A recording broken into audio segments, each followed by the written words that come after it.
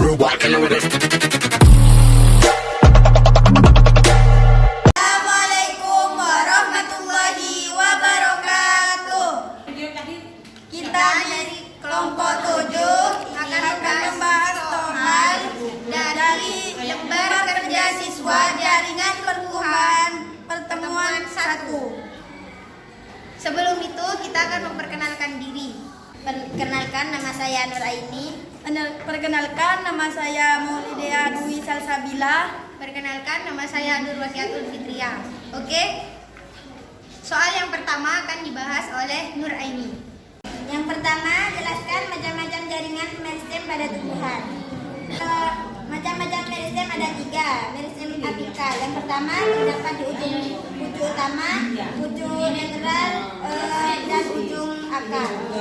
Yang kedua, meristem terdapat di antara jaringan dewasa. Yang ketiga, meristem lateral terletak sejajar dengan permukaan organ tempat meristem tersebut ditemukan. Yang kedua, jelaskan jaringan yang termasuk lanjutan dari pertumbuhan embrio. Jaringan yang terus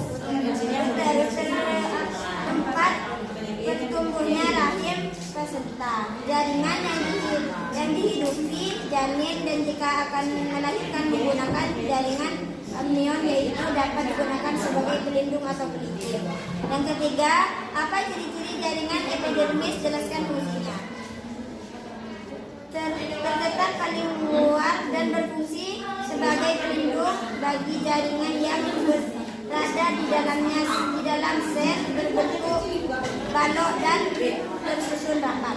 Yang selanjutnya akan dibawakan oleh Dea.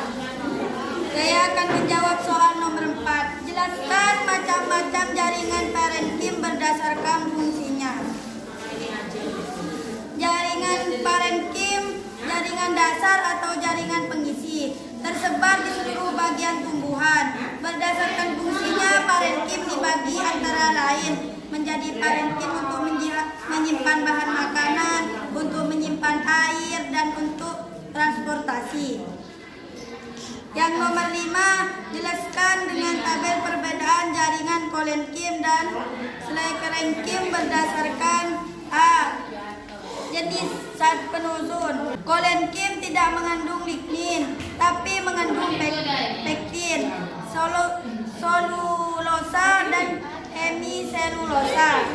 Sklerenkim mengandung sel mati mengalami penebalan sehingga lebih kuat strukturnya. Macam zat yang menebal pada bagian sel tumbuhan yaitu zat lignin.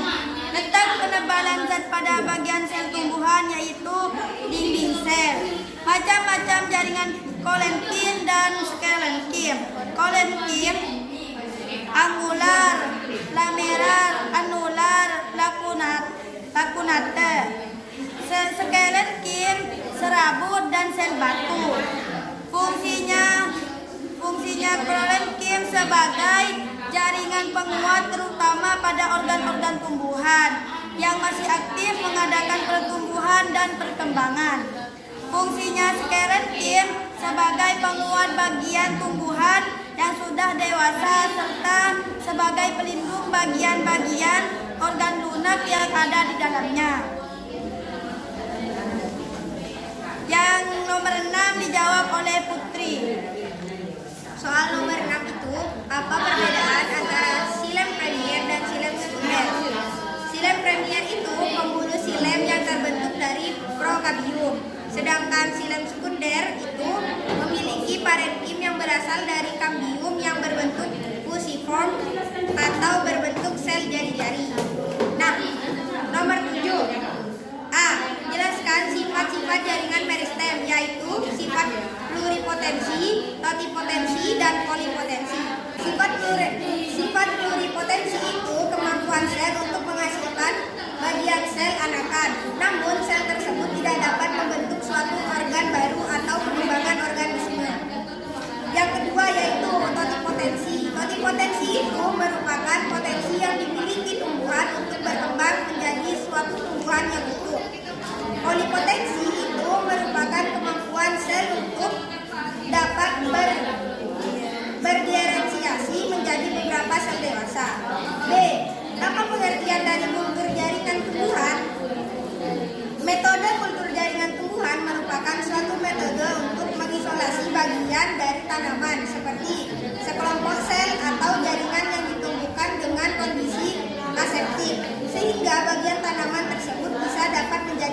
tumbuhan yang lengkap.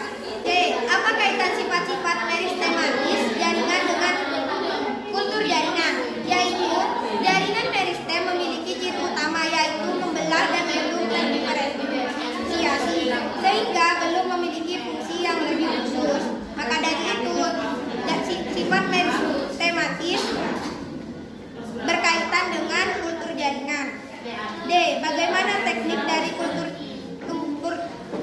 jaringan tumbuhan?